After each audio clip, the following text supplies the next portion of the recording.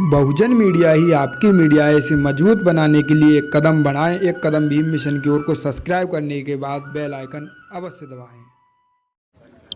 पे जो कुठारघात हो रहा है, जो खत्म करने का प्रयास हो रहा है, ये किसी भी कीमत में नहीं होने देंगे। बस एक बात याद रखिएगा, ये एक छोटी सी कहानी सबकी समझ में आएगी। मैं उदाहरण इसलिए देता हूँ कि हम कहते हैं कि ठोकरे खाने से आदमी सीख जाता है, समझ रहे हैं जी? मैंने पहले भी कही, एक जंगल जल रहा था जैसा हमारा मुल्क है, हमारा देश है। उस जंगल में उस समय दो लोग मौजूद थे। एक चिड़िया जंगल को जलते हुए देख रही थी। चिड़िया पानी चूंच में लेके आती, उस आग को बुझाने का प्रयास करती। जब चिड़िया 2-3 बार ऐसा कर चुकी थी तो हाथी उस बात को बैठ के हंस रहा था। तो हाथी ने चिड़िया को उपहास करते हुए क्या कहा, जैसे मुझे कहा जाता है अभी कि ये तो नौजवान है, ये क्या करेंगे। नौजवान भगत सिंह भी थे, देश के लिए कुर्बान हुए, और इतने नौजवान तैयार किए कि अंग्रेजों को यहाँ से छोड़ के भागना पड़ा। तो हाथी ने उपहास करते हुए चिड़िया से कहा कि चिड़िया जल जाएगी, तू इस आग को नहीं बुझा सकती। लेकिन चिड़िया ने क्या कहा, जो मैं आज आपसे कह रहा हूं कि इतिहास लिखा जाएगा।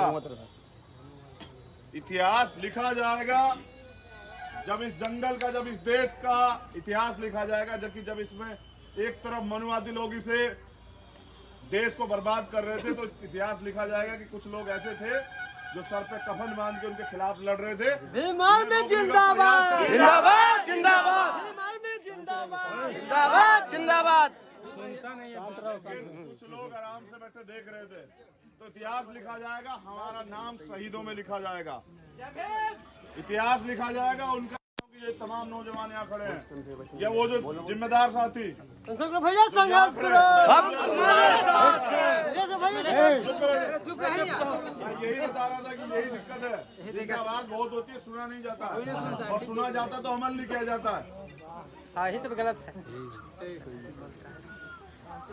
इतिहास लिखा जाएगा, गद्दारों की और वफादारों की पहचान होगी। समय बताएगा कौन सही कौन गलत। लेकिन मैं पूरी जिम्मेदारी से कह सकता हूं कि भीम आर्मी के माध्यम से हमने बहुजन समाज में वो लोग तैयार किए हैं जो अपना गर्दन कटवा सकते हैं, लेकिन सम्मान नहीं झुकने देंगे समाज का कभी। और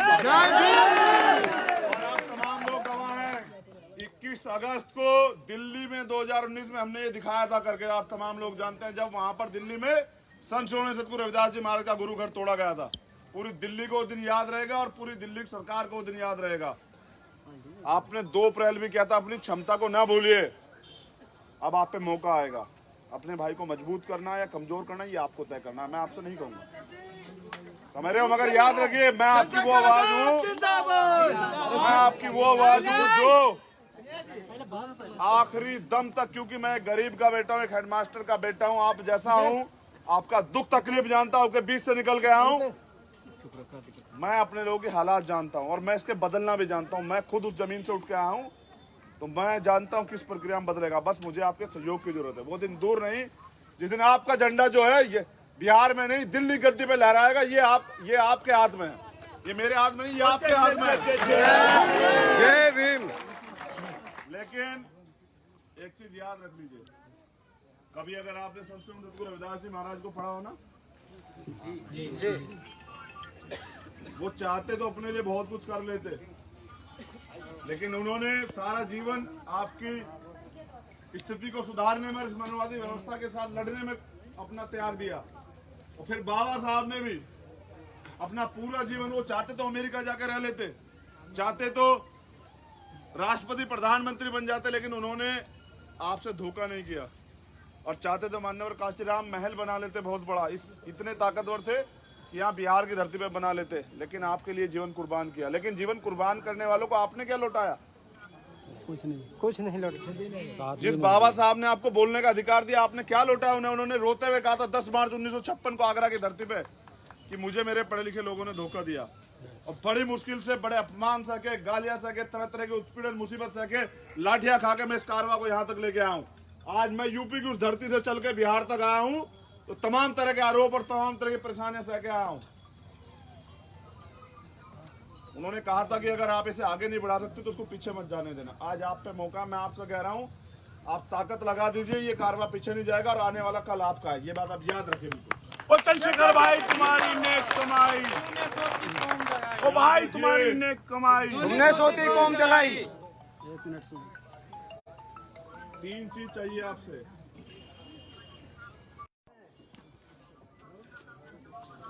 ये ईमानदारी जो महसूस कर रहा हूं और वो त्याग जो हमारे महापुरुषों ने किया, बस ये 3 चीजें, और मूवमेंट बुलेट ट्रेन की स्पीड से दौड़ेगी।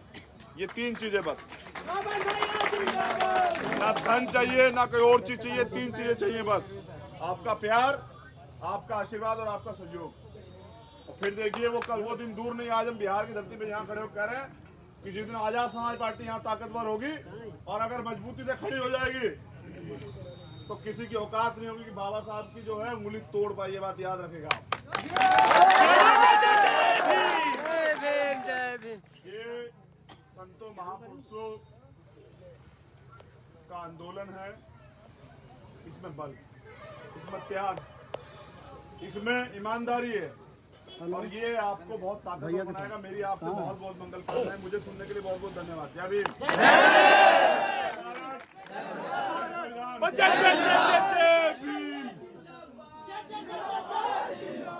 सतगुरु रविदास, सतगुरु रविदास,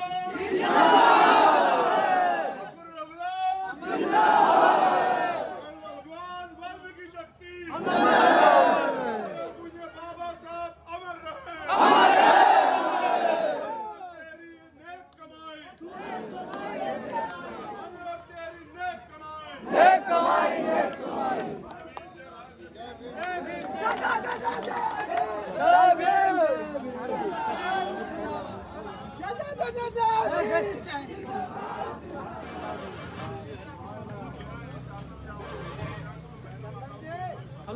आप सभी को क्रांतिकारी जय भीम, अस्सलाम वालेकुम।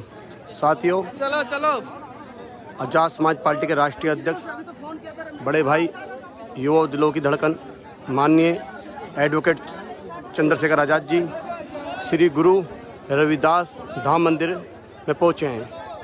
गुरु रविदास गुरु घर में पहुँचे हैं, माला अर्पण की, और मैं आप सभी को माननीय चंद्रशेखर आज़ाद जी से रूबरू करा रहा हूँ। आप सभी लोग जुड़े रहें और ज़्यादा से ज़्यादा शेयर करें।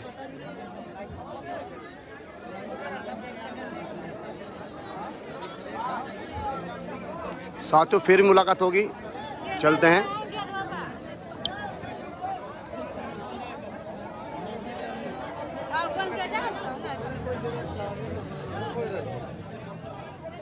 खुदा हाफिज़।